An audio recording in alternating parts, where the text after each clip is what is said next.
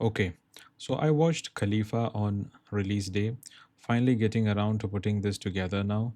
Prithviraj big Onam release, and for me, I walked out with really mixed feelings, not because it's a disaster, it's not, but because as someone who's followed Prithviraj for years, I expected way more than this. Let's start with what actually works. Prithviraj looks incredible in this, genuinely one of his best mass looks in years.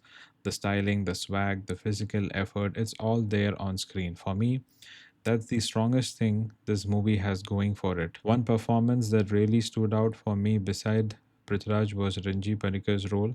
I really liked that character and I really liked what he brought to it. One of the more solid part of this film for me. And then there's the cameos right near the end of the movie. Mohanlal, Tobino Thomas, Saubin Shahar all shows up. And without spoiling anything, that Mohanlal moment especially is a really good one. I enjoyed it. It's not quite a worth the ticket on its own moment, but it's a good one. But here's where it falls apart for me.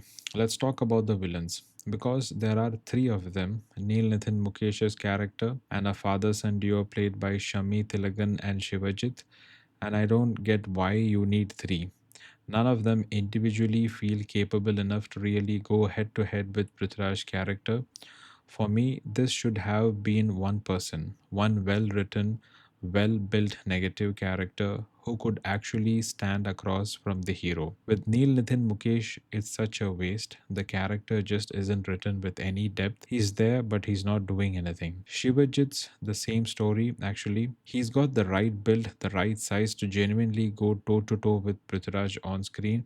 If that character had been given real depth in the writing, it could have been a proper face off, and that's really the thing with these hero villain dynamics.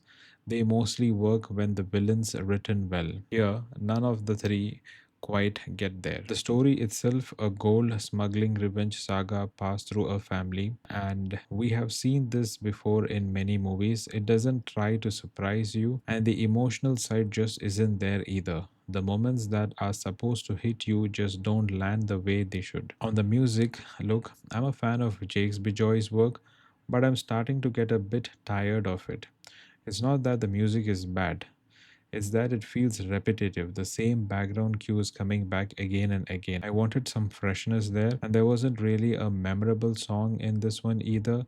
A few decent moments, but nothing that stuck with me. Even the action, and this surprised me, didn't fully land. We have had some genuinely great inventive action set pieces in recent Malayalam and Tamil cinema too, the kind that really pull you in. Khalifa's action just didn't get me as invested this time. And the actress Malavika Sharma, she's there, but it feels like she was there just for namesake. Nothing memorable about the character. Okay, this is the part I really want to talk about, the expectation part.